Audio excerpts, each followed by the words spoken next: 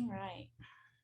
Well, it is 8:30 and I will say welcome to you.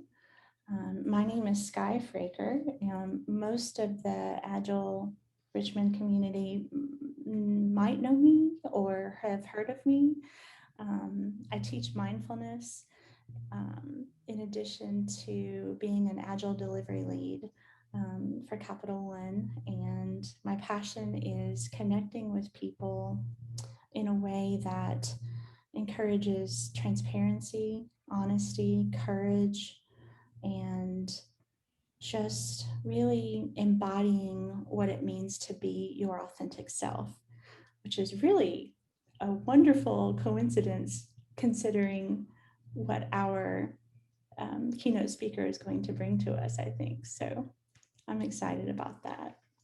Um, So I'll give just another minute or so for folks to join. I see we're up to 57 participants now. And since we're going to be practicing mindfulness together, I think it's appropriate that we try to start with as many people at the very beginning as possible. So I don't want to rush this because I feel that the people who join for this session, it's fortuitous that they're here.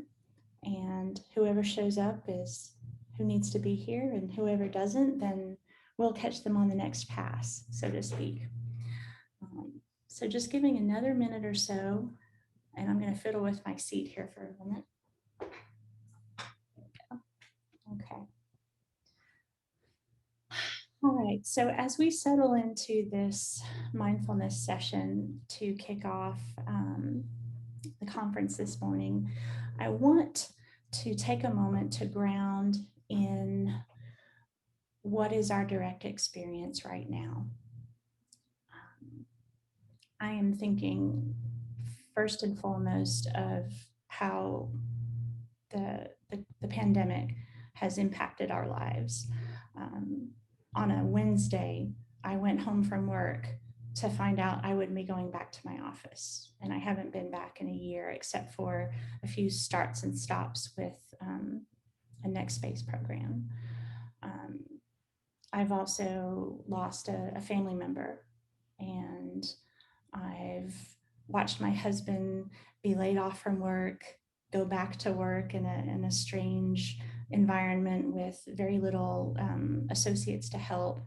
And in the backdrop of all of that, we have had an enormous, tumultuous year with the deaths of Black and brown bodies. And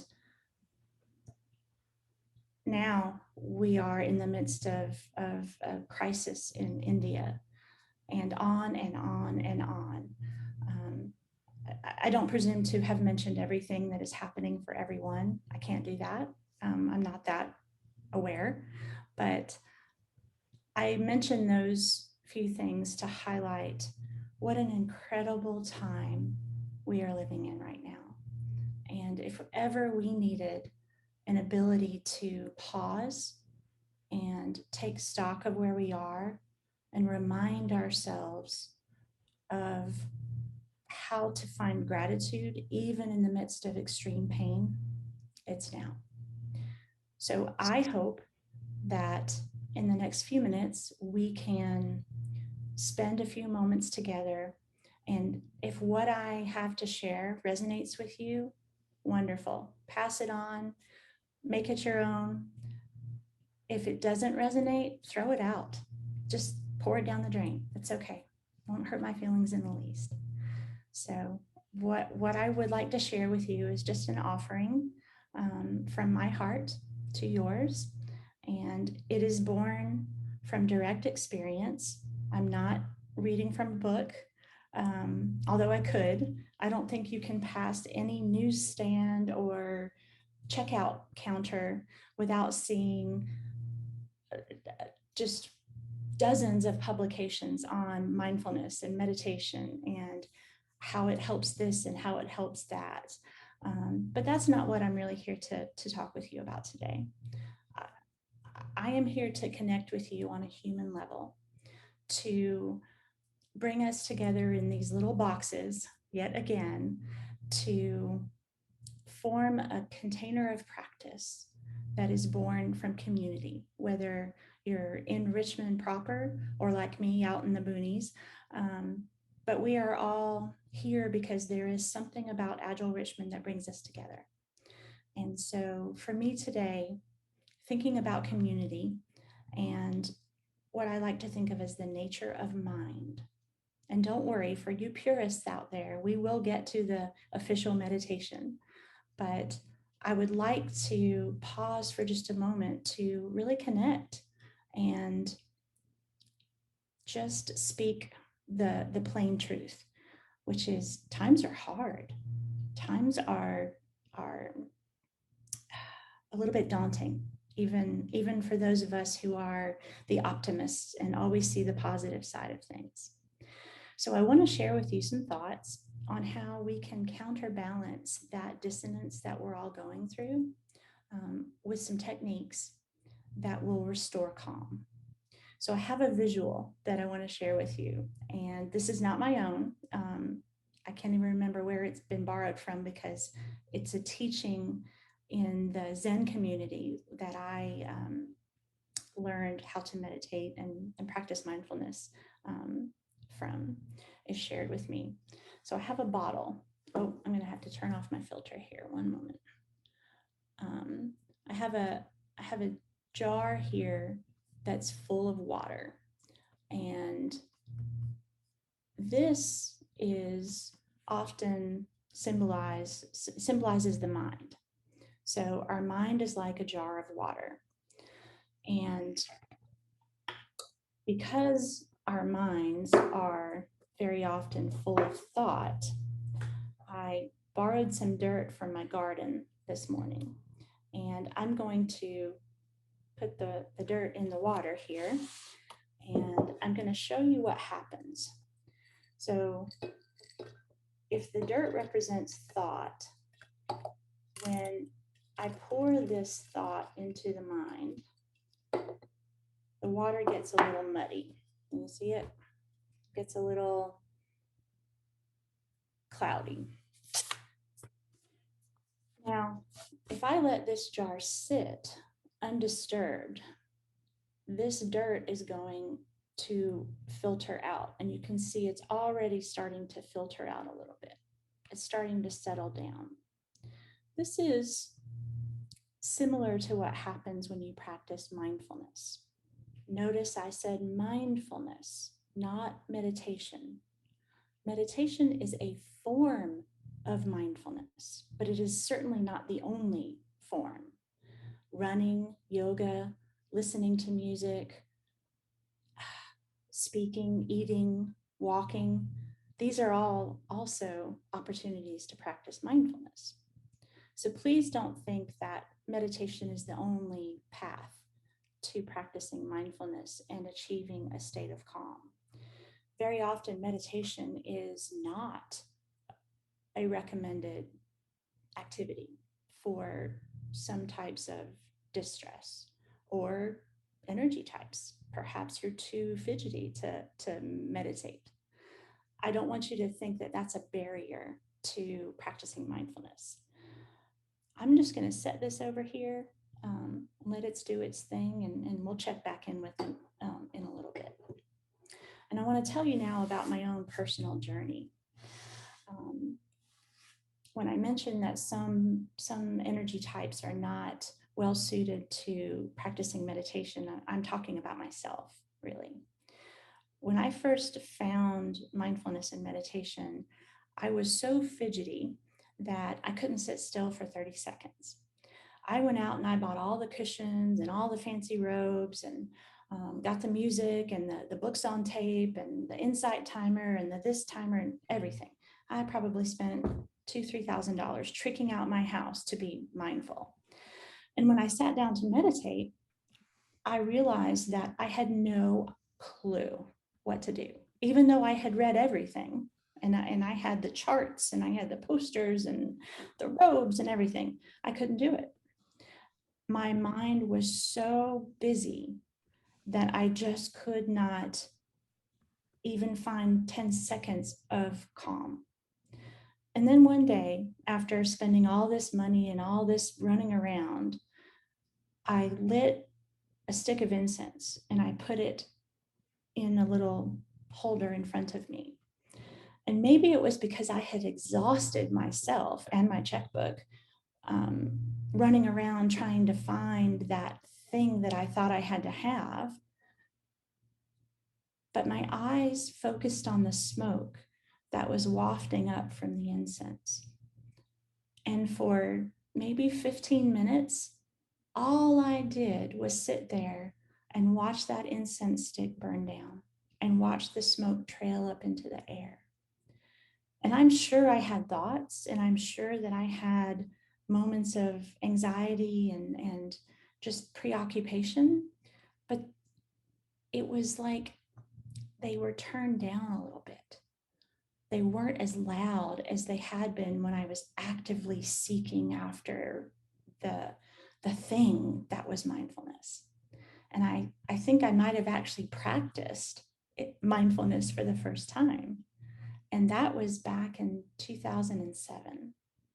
And since then, my journey took me to a Zen community, and I practiced formally with monks. And then I came back into the world and have had various jobs. And now I'm at Capital One teaching, among other things, mindfulness. But that lesson of that very first moment of calm has never left me.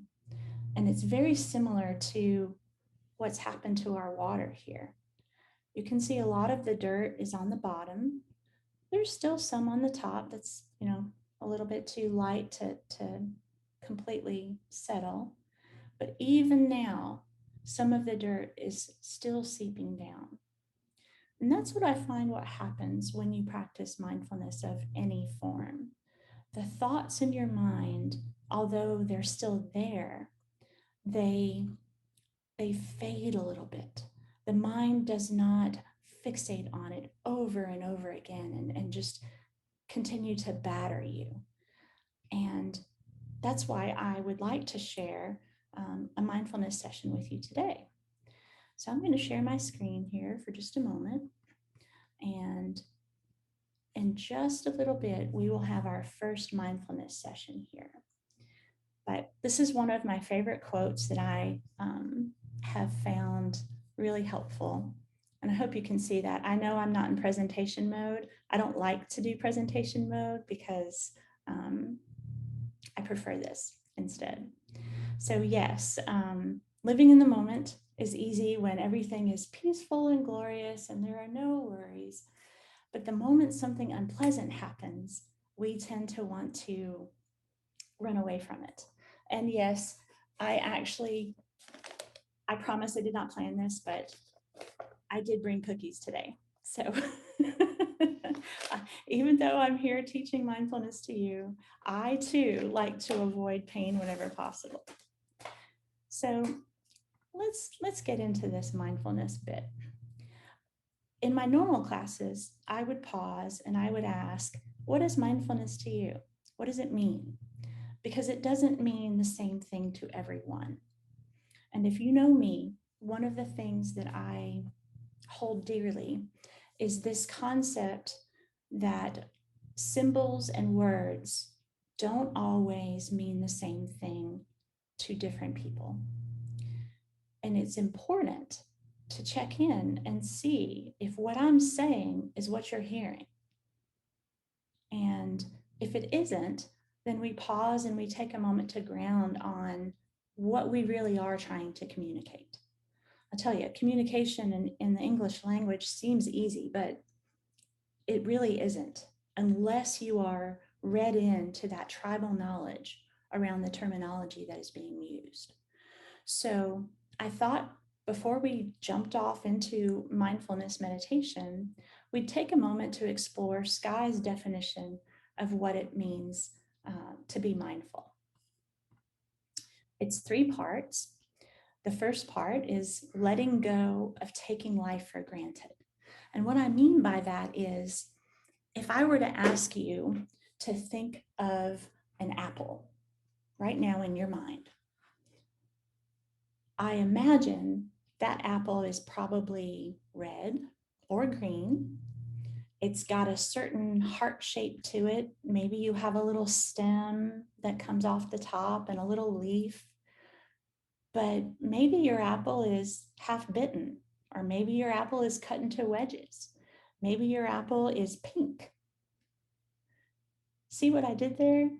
I went from the stereotypical apple to an apple that is real and you might even have in your refrigerator. And the symbol of the apple doesn't look quite like what the reality of the apple is. We can expand that to my second favorite example, which is trees. If I asked you to think of a tree right now in your mind, you might draw something that has two stems and a bubbly little thing at the top right there. Now, we all know that's probably the universal symbol for a tree, except in some cultures, it looks more like this.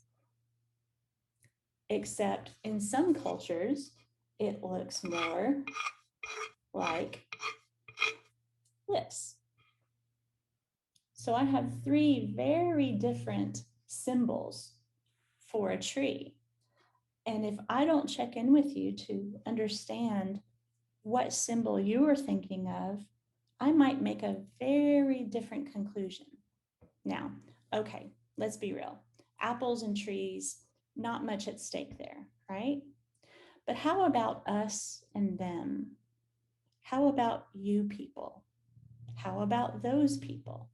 How about symbols and terminology that is exclusive or inclusive? When I start to make those types of differential statements or labels, I could get into some serious harm. Because when I say you people, I don't mean anything derogatory by it, because my mother used that term growing up all the time. I now know, however, that that is very exclusive and painful. What am I trying to say here? I'm trying to say that words matter and people matter. And if you think you know something, even if it's just the words that you're using are shared common terms among the people that you're talking with, you might be missing the real value of that interaction. So my call is, don't assume that you know. Look with fresh eyes. Expect to be surprised by what you find. Now, this is going to be real key when we get to the meditation part of this session. So please don't think that I'm just spouting words to fill up time. I'm giving you some clues to how to get the most out of your mindfulness the session coming up, okay? So the first part is let go of taking whatever for granted. Pretend that you don't know. Look with fresh eyes, even if it's a simple apple or tree. You might surprise yourself. The second part of my definition is returning to the present moment. Very often we are steeped in so much multitasking that we're missing what's happening right now because we're already 2 steps ahead. This is going to happen, so I have to prepare for it. Or we may be so caught up in the past that we're not really taking stock of the present moment. We're remembering, we're ruminating, we're wishing something had been different. Or there's a third part of this, which is fantasy. We are dreaming of how something might happen, or dreaming of an alternate reality where this is this and that is that. Whatever it is that takes your attention, the present moment is missed because of whatever else around you is taking that attention from the present moment. And the way to combat that is to ground yourself in the 5 senses. What are 5 things that you see in the present moment? What are 4 things that you hear? What are 3 things that you can feel? What are 2 things that you can smell? And what's 1 thing that you can taste? That is a really, really good way to ground yourself in the present moment instead of having a thought about a thought about a thought. Now, the last part of this, before we turn to an actual mindful meditation moment, is the act of practicing curiosity, openness, and acceptance, which really circles back to that not taking life for granted. If you look with fresh eyes, if you practice what we call beginner's mind, there is a sense of curiosity and an openness to allowing whatever is present to actually come into your senses. Very often we decide this is the truth, and anything that doesn't agree with this truth has to be discarded. However, instead of deciding what the truth is, if you come with open expectations, you can then let the truth just become present, and there's no judgment there. You don't have to decide what is or what isn't. And when you do that, there's a freedom that comes from being in the moment, being spontaneous. It's quite joyful. And there's a certain lightness of being that comes from operating in the world in that way. So that is my 3-part definition for what mindfulness is.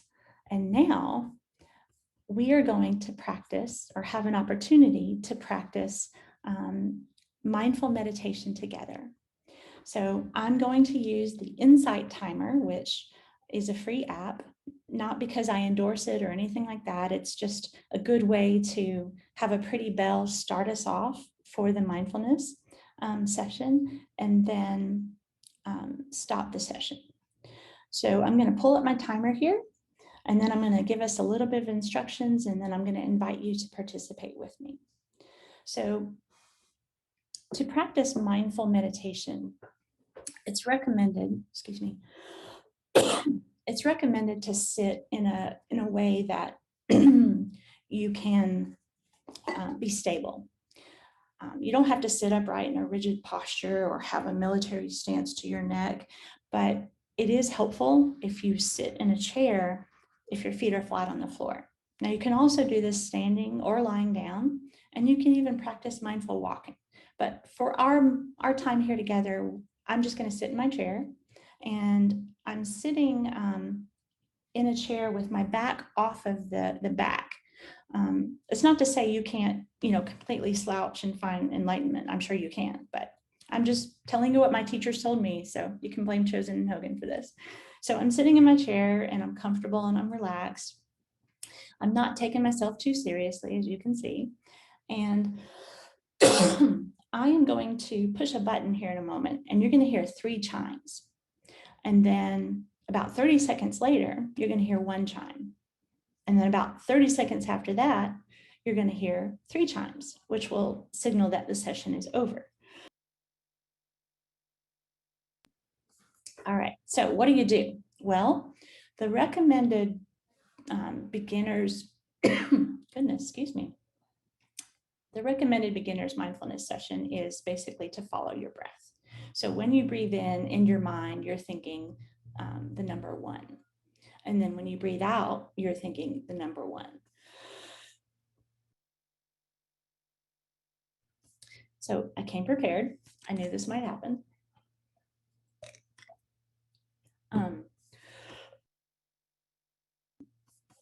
And then when you breathe in again, if you're not coughing like I just did, in your mind, you might think the number 2. And then when you breathe out, you might think the number 2. All right. So when your mind wanders, notice I said when, not if. When your mind wanders and you find yourself thinking about what comes next or what work you have to do, or boy, she was really coughing a lot there. just gently bring your mind back to counting and start over again at 1. Okay? Very easy, simple. There really isn't anything more to it than that. So when you breathe in, you count 1 in your mind. When you breathe out, you count 1. And you breathe in again, you count 2 in your mind. Breathe out, count 2. Okay, so I am going to push my little button here, and it's going to give us like a 10-second warm up before it actually starts. And then we will sit together for 1 whole minute. Remember, you'll hear 3 bells to start, 1 bell in the center letting you know you're halfway through, and then 3 bells to end. So if you've been multitasking up to this point, I encourage you, take the next 1 minute, 60 seconds just for yourself. I promise it will not harm you. Okay, I'm going to push my little button here, and we have 10 seconds to start.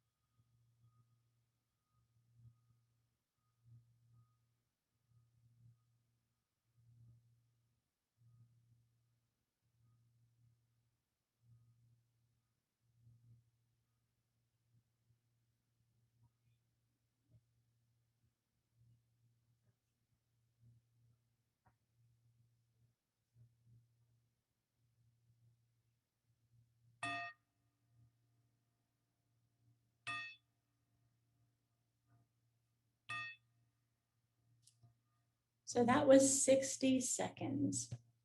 For me, it felt like that. Imagine if you had 5 minutes. How clear would your water become if you gave yourself 5 minutes to just settle, knowing that thought stirs up the mind and muddies that water.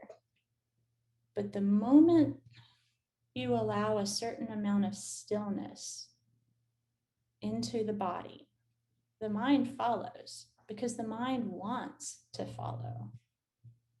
All it takes is just a few minutes a day to pause, not to set up any goals or judgments or shoulds, but just to give yourself the benefit of self-care and setting an intention. Notice it's not about achieving, it's about setting the intention.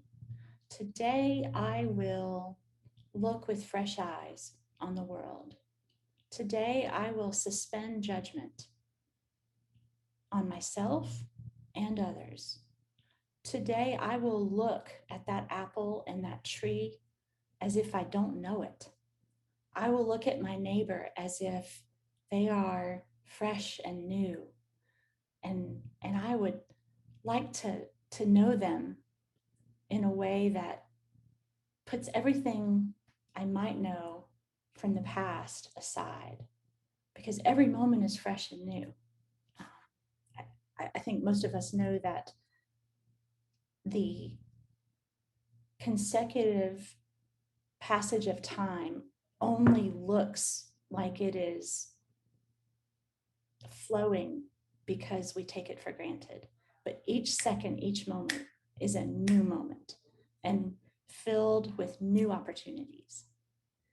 So as you move through the conference today, as you move through the different sessions, my hope for you is that you will look at it with fresh eyes, with beginner's mind, with a sense of community, and strive to Be in the present moment, no matter what that moment holds for you, knowing that you can always ground with your breath. You can always take 60 seconds to just stop and breathe. As we wrap up now, I want to say to you that I feel that the time has come in my own personal practice to step forward in the Richmond community and beyond, to come together with like-minded people. If you would like to be part of that effort and help form a community of mindful practitioners, I would love to connect with you. You can find my contact information through Braz, and let's do something good together. So with that, I will say, Braz, thank you for allowing me into your space today, and I'm excited for what comes next.